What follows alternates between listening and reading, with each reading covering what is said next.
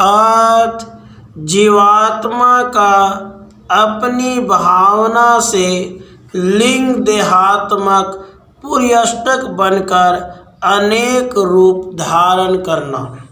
श्री रामचंद्र जी ने कहा, हे ब्राह्मण, मुझे संपूर्ण ज्ञातव्य जानने योग्य वस्तु का ज्ञान है और अविनाशी द्रष्टव्य वस्तु का अनुभव है तथा मैं आपके सर्वोत्कृष्ट ब्रह्म ज्ञान रूप उपदेश अमृत से तृप्त हूँ।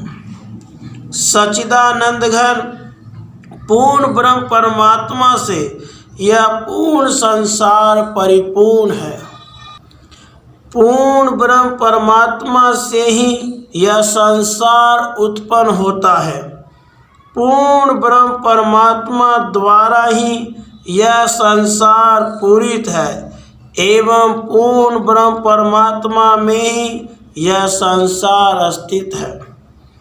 फिर भी ब्राह्मण, बहुत लोगों के ज्ञान की अभिवृद्धि के लिए लीला से मैं आपसे यह प्रश्न पूछता हूँ।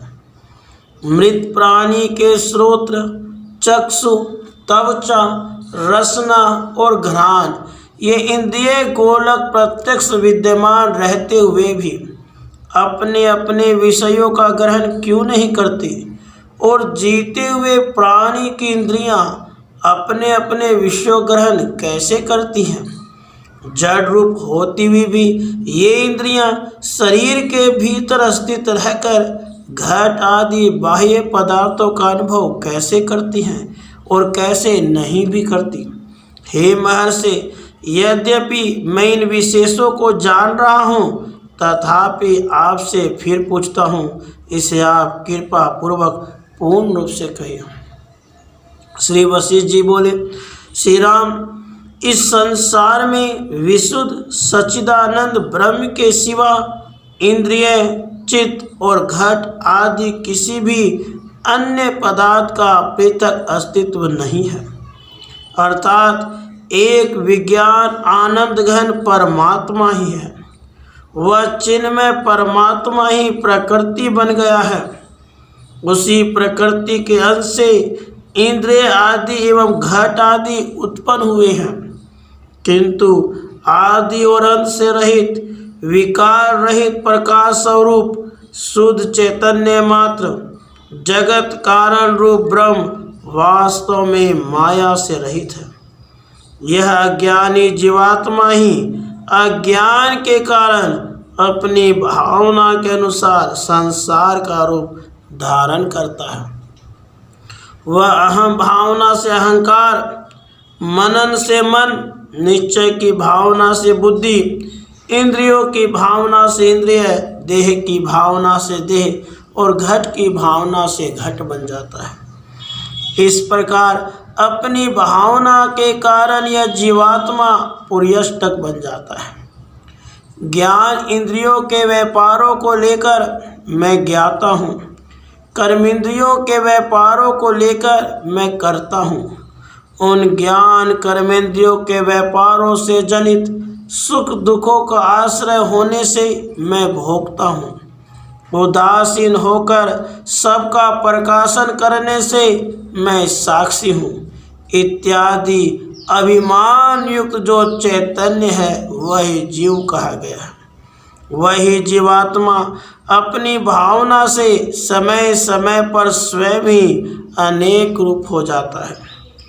जैसे जल सींचने से बीज के पल्लव आदि आकार होते हैं, वैसे ही भावना के अनुसार उस जीव के भी शरीर आदि, स्थावर आदि एवं जंगम आदि अनेक रूप होते हैं। क्योंकि वह जीवात्मा अज्ञान से मान लेता है मैं चेतन आत्मा नहीं हूँ किंतु शरीर आदि हूँ। वासनाओं के वशीभूत हुआ यह जीव कर्मानुसार चिरकाल तक स्वर्ग नरक में आवागमनों द्वारा जगत में घूमता ही रहता है। इनमें से कोई तो विशुद्ध जन्म के कारण पहले जन्म में ही परमात्मा को यथार्थ जानकर आदि अंत से रहित परम पद परमात्मा को प्राप्त हो जाता है। कोई बहुत काल तक अनेक योनियों में प्राप्त सुख दुख आदि भोगों के बाद परमात्मा के यथार्थ ज्ञान द्वारा परम पद को प्राप्त होता है। श्री राम, बाह्य विषयों के ज्ञान में इंद्रिय संबंध ही सदा कारण है और वह इंद्रियों का संबंध चित्त से युक्त जीवित पुरुष में ही संभव है, मृत पुरुष में कभी नहीं। जब शान पर चढ़े हुए चमकीले नवीन रत्न के समान आँखों के तारे में बाह्य दृश्य पदार्थ प्रतिबिंबित होता है, तब उस पदार्थ का हृदय में प्रतिबिंब पड़ने के कारण देहाभिमानी जीव के साथ संबंध हो जाता है। इस रीति से बाह्य वस्तु जीव द्वारा हृदय में जानी जाती है। राधे कृष्ण, राधे